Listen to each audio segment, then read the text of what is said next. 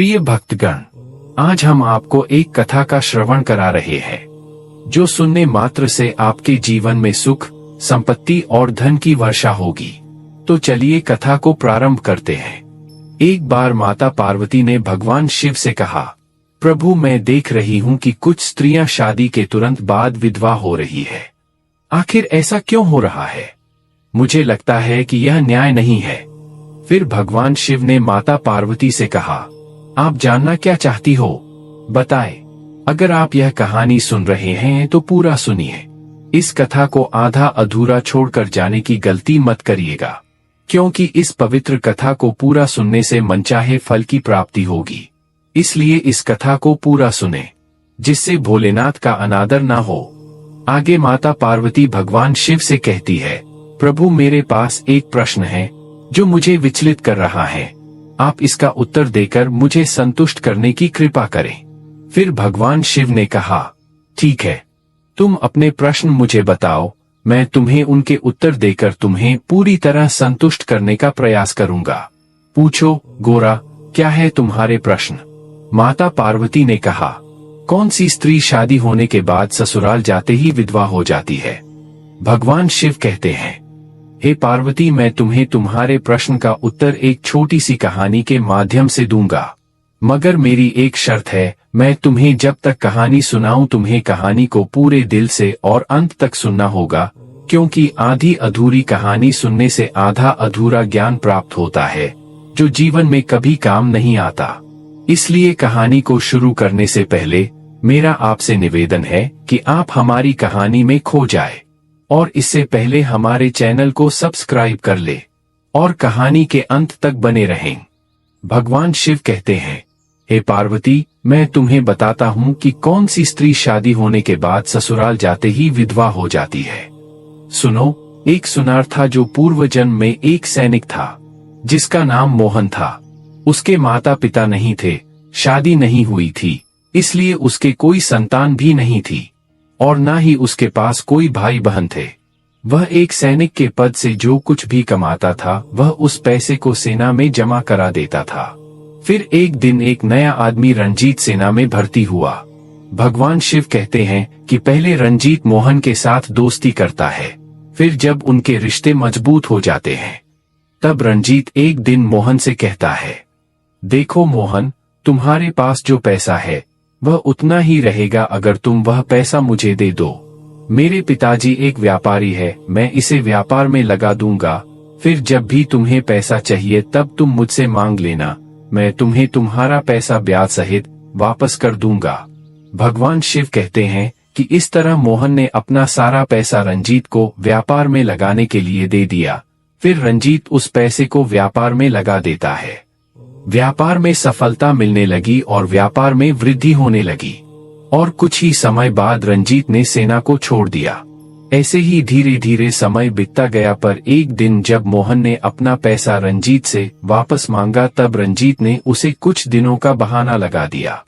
फिर रंजीत अपने घर जाकर सोचने लगा कि अगर मैंने मोहन को पैसा दे दिया तो मैं क्या करूंगा, मेरा व्यापार तो बंद हो जाएगा।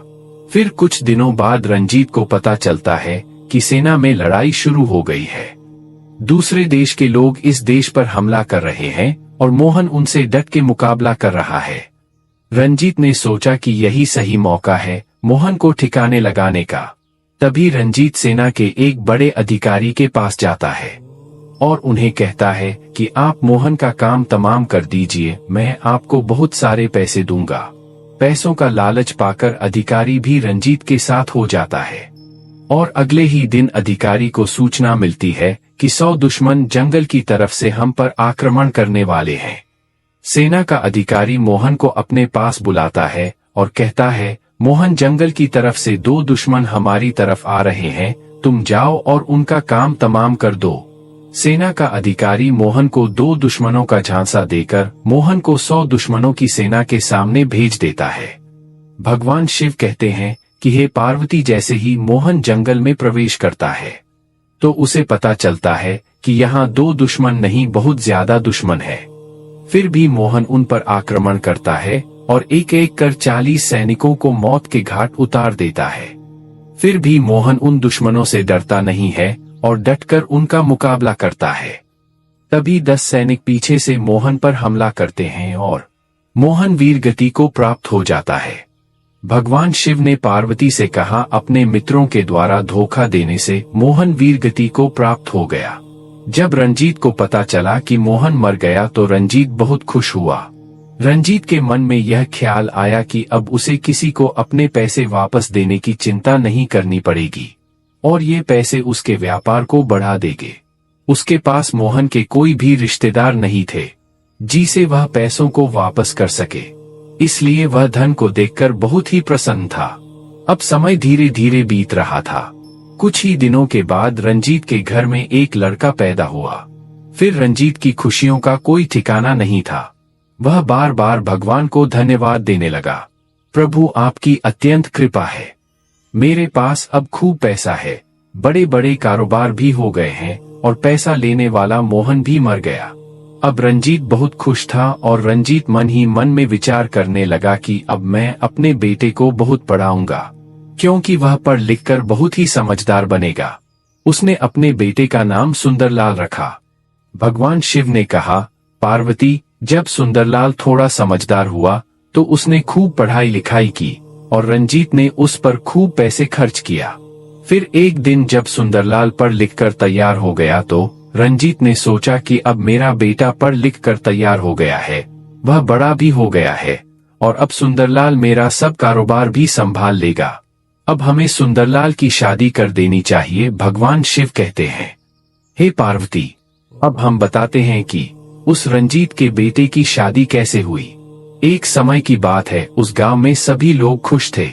फिर एक दिन एक बड़े बलवान और विशाल काया वाला राक्षस आकर राजा के राज्य में पहुंच गया। उसने कई लोगों को मार डाला। तब राजा और उसके सैनिक उस राक्षस को मारने के लिए निकले, लेकिन राक्षस ने सैनिकों को भी मार दिया और राजा को बंदी बना लिया। भगवान शिव यह कहते हैं, हे पार्वती, जब राक्षस राजा को बंदी बना लिया तो रानी बहुत परेशान हो गई। वह अपने पति के लिए बहुत दुखी हो गई। फिर एक दिन रानी उस राक्षस की गुफा में गई।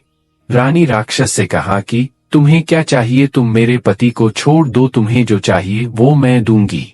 रानी राक्षस से अपने पति के प्राण लौटाने की भिक्षा मांगने लगी। राक्षस ने कहा, यदि तुम रोज मेरे भोजन के लिए एक मनुष्य को मेरी गुफा में भेज दोगी तभी मैं तुम्हारे पति को जीवन दान दूंगा। फिर रानी ने उस राक्षस की बात को स्वीकार किया और फिर रोज एक व्यक्ति उस राक्षस के लिए उसकी गुफा पर भोजन के लिए जाने लगा। इस तरह कुछ दिन बीत गए, लेकिन एक दिन राजा के लोगों ने कहा, महाराज, इस तरह से हमारी प्रजा धीरे धीरे समाप्त हो जाएगी। हमें इस राज्य को बचाने का उपाय ढूंढना होगा। तब भगवान शिव माता पार्वती से कहते हैं, देखो, एक दिन उस देश के राजा ने यह ऐलान किया कि अगर कोई इंसान उस राक्षस को मार देगा तो उससे मैं अपनी बेटी राजकुमारी से विवाह करवा दूंगा और उसे राज्य का उत्तराधिकारी भी बना दिया जाएगा। भगवान शिव कहते हैं कि हे पार्वती, उसके बाद यह समाचार सभी राज्यों के राजकुमारों तक पहुंचा दिया गया, लेकिन सभी राजकुमार उस राक्षस के द्वारा मारे गए। जब यह सूचना रंजीत को पता चली कि जो भी उस राक्षस को मार देगा उसके साथ में राजा की बेटी की शादी होगी और उसे राज्य का उत्तराधिकारी भी बना दिया जाएगा, फिर रंजीत लालच में आ गया। रंजीत ने सोचा कि मेरा बेटा सुंदर, जो कि युद्ध कौशल में माहिर है, यदि उसने राक्षस को मार दिया तो उसे आधा राज्य मिल जाएगा। तभी रंजीत अपने बेटे सुंदर के पास जाता है और उसे सारी बात बताता है और सुंदर भी राजकुमारी से विवाह की बात सुनकर तुरंत तैयार हो जाता है। भगवान शिव कहते हैं, हे पार्वती, फिर तो सुंदर सीधे राजा के पास गया और राजा से कहा कि हे राजन, मैं उस राक्षस को मार दूंगा, बस आप मुझे इतना बताइए कि वह रहता कहाँ है। फिर राजा सुंदर को उस राक्षस की गुफा का पता बताते हैं। गुफा का पता मिलते ही सुंदर जंगल की तरफ निकल पड़ा। जंगल बहुत घना था और गुफा काफी दूर थी, इसलिए वह थक गया और एक पेड़ के नीचे जाकर बैठ गया। जैसे ही उसने रोटी को खाने के लिए बाहर निकाला तो अचानक ही वह पेड़ बोलने लगा, मुझे बचाओ, मुझे बचाओ। सुंदर आवाज सुनकर डर गया। पेड़ ने कहा, क्या तुम मुझे यहाँ पास में नदी से कुछ पानी लाकर दे दोगे? सुंदर ने पहली बार बोलते हुए पेड़ को देखा था। सुंदर ने पेड़ की बात मान ली और पास ही में बह रही एक नदी से पानी लाकर पेड़ की जड़ों में डाल दिया। पानी मिलने से पेड़ बहुत प्रसन्न हो गया और उसने सुंदर से कहा, तुम इस जंगल में कहाँ जा रहे हो? तब सुंदर उस पेड़ को अपनी पूरी कहानी सुना देता है। भगवान शिव कहते हैं, हे पार्वती, वह पेड़ एक जादुई पेड़ था। वह पेड़ सुंदर से कहता है कि उस राक्षस के आतंक के कारण जंगल के सारे जानवर बहुत डरे हुए हैं, क्योंकि उसने कई जानवरों को नष्ट कर दिया है। भगवान शिव कहते हैं, हे पार्वती, वह पेड़ भी उस राक्षस की वजह से काफी परेशान था। सभी जानवर उसे समाप्त करना चाहते हैं, लेकिन किसी में इतना साहस नहीं है कि उसे समाप्त कर सके। इस समय जादुई पेड़ सुंदर से कहता है, तुम मुझे बहादुर लग रहे हो, इसीलिए मैं बताती हूँ तुम्हें कि उस राक्षस की मृत्यु कैसे हो सकती है। तब जादुई पेड़ सुंदर से कहता है, तुम 3 बार ओम नमः शिवाय का उच्चारण करो, जिससे तुम्हें मेरे अंदर से एक त्रिशूल प्राप्त होगा। उस त्रिशूल के प्रहार से ही उस राक्षस की मृत्यु हो सकती है। तभी सुंदर पेड़ की बात सुनकर 3 बार ओम नमः शिवाय, ओम नमः शिवाय, ओम नमः शिवाय का उच्चारण करता है। तभी सुंदर देखता है कि पेड़ में से एक जादुई त्रिशूल प्रकट होता है और सुंदर उसे ले लेता है।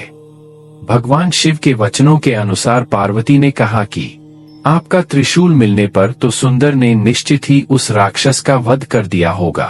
तब भगवान शिव कहते हैं कि हे पार्वती, जैसे ही सुंदर को त्रिशूल प्राप्त हुआ तो वह उसे गुफा की ओर निकल पड़ा। थोड़ी दूर चलने के बाद उसने देखा कि यहाँ पर पेड़ों की संख्या बहुत कम है और जंगली जानवर भी यहाँ पर नहीं है।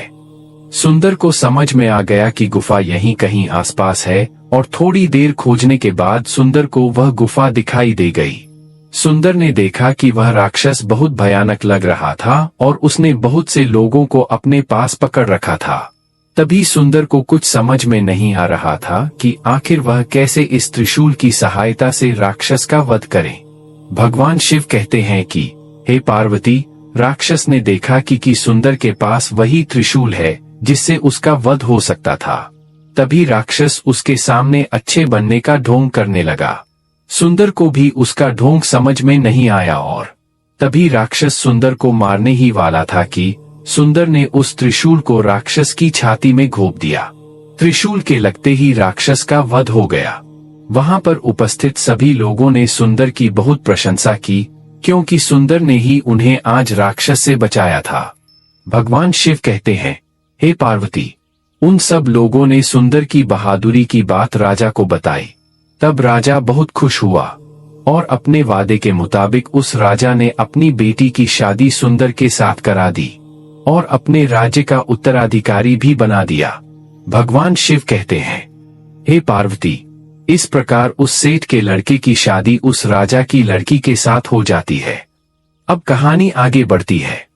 उस समय रंजीत के लड़के की शादी उस राजा की लड़की के साथ होती है और शादी होने के तुरंत बाद ही जब विदा होकर बहू रानी घर पर आती है तो अब रंजीत की खुशी का ठिकाना नहीं था।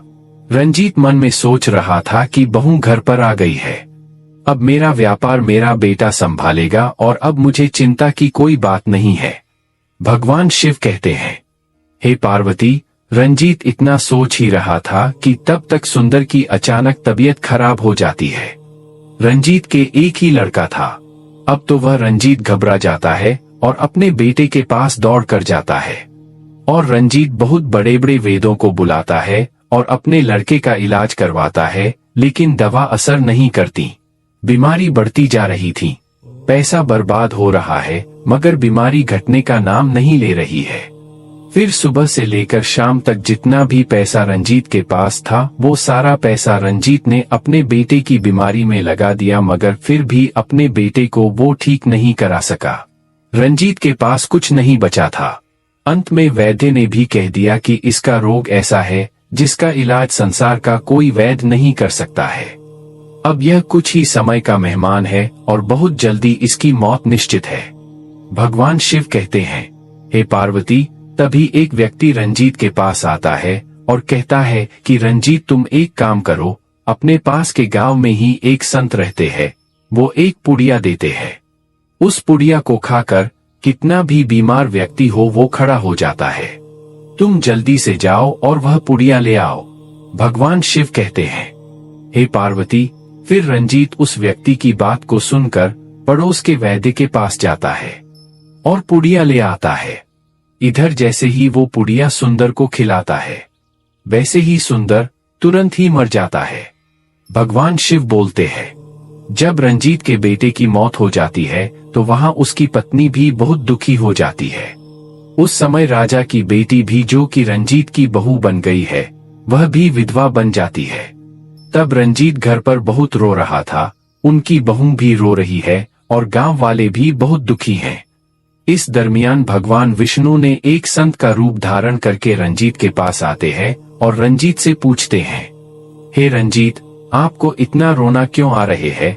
रंजीत कहता है, महाराज, मेरे जवान बेटे की मौत हो गई है तो उसका रोना तो बनता है, अब मैं कैसे ना रो? विष्णु पुनः पूछते हैं, लेकिन आप खुद क्यों रो रहे हैं?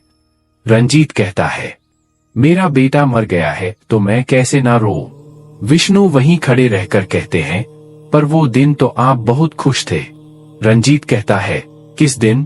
तब विष्णु कहते हैं, जब आपने अपने कारोबार के लिए मोहन से पैसे लिए थे और मोहन की मृत्यु होने पर उस दिन आप खुश थे। तब विष्णु कहते हैं, जब मोहन मर गया था तब आपने सोचा था कि अब आपको किसी को पैसे नहीं देना पड़ेंगे और आप बहुत अमीर हो गए हैं। मोहन ने तुमसे कितने बार अपने पैसे मांगे, लेकिन तुम तब तक उसे बहाने बनाते रहे, तब तक तुमने उसे मारा न दिया हो। यह बात सुनकर रंजीत हक्का बक्का रह गया। तब विष्णु कहते हैं, उस दिन भी तुम्हारी खुशी का ठिकाना नहीं था, तुम्हारे पैर जमीन पर नहीं पड़ रहे थे। एक बात बताओ, जब तुम इतनी बार खुश हुए तो थोड़ा सा दुख होने पर रोक क्यों रहे हो? फिर विष्णु ने रंजीत को उत्तर दिया, अरे सेठ, अब मेरी बात को ध्यान से सुनो। ये मोहन था और अपना पैसा वापस पाने के लिए तेरे घर में तेरे बेटे के रूप में आया था, जिसका पैसा तूने अपने कारोबार में लगाने के लिए उधार लिया था। जब ये पुत्र के रूप में तेरे घर में आया तो तूने उसके पढ़ाई लिखाई में खर्च किया, उसके श्रृंगार में खर्च किया, उसकी शादी में खर्च किया और फिर जो भी तेरे पास बचा तूने उसकी बीमारी में पैसा खर्च किया। लेकिन अंत में तेरे पास सिर्फ 2 आने बचे, वो भी एक आदमी से उधार लेने के बाद तूने फिर 2 आने की पुड़िया लेकर चला आया, जिसको खाकर तेरे बेटे की मौके पर मौत हो गई। अब समझ ले कि तेरे कर्मों का फल मिला है तुझे। तभी रंजीत साधु से कहता है, लेकिन मुझे बता, मेरे घर में जवान बहू थी, उसको जवानी में धोखा मिला और विधवा बनाया गया, तो बताओ उसके साथ ऐसा क्यों हुआ? उसने कैसे मोहन के साथ धोखा किया था? उसके क्या गुनाह थे जो उसे विधवा बनना पड़ा? भगवान शिव बोलते हैं। पार्वती, फिर रंजीत की बात सुनकर भगवान विष्णु जवाब देते हैं, देखो, जो तुम्हारी बहू है यह राजा की बेटी है, अब तुम्हारी बहू बनी है। वह पूर्व जन्म में वही अधिकारी था जिसने मोहन को धोखे से युद्ध में भेजा था। उसने मोहन के साथ धोखा किया और उसे युद्ध में मार दिया, यही उसके कर्मों का परिणाम है। भगवान शिव कहते हैं, पार्वती, तुम्हारा सवाल ये था कि कैसे कोई स्त्री शादी के बाद ससुराल में जाते ही विधवा हो जाती है। इसीलिए जैसा कोई इंसान करता है वैसा ही उसका परिणाम निश्चित रूप से मिलता है। जब एक महिला अपने पसंदीदा साथी को पसंद करती है, चाहे वो कैसे भी हो, और फिर वह उससे धोखा देती है, उसका भरोसा ठगा जाता है और अपने धर्म का पालन नहीं करती है, तो यह निश्चित है, यदि वह बचपन में धोखा देगी तो उसे बचपन में ही धोखा मिलेगा। यदि वह जवानी में धोखा देगी तो वह भी जवानी में ही धोखा पाएगी। कथा देखने के लिए धन्यवाद दोस्तों। ऐसे ही रोचक कथाएं पाने के लिए हमारे चैनल को सब्सक्राइब करें और कमेंट में हर हर महादेव लिखते हैं। धन्यवाद भक्तों।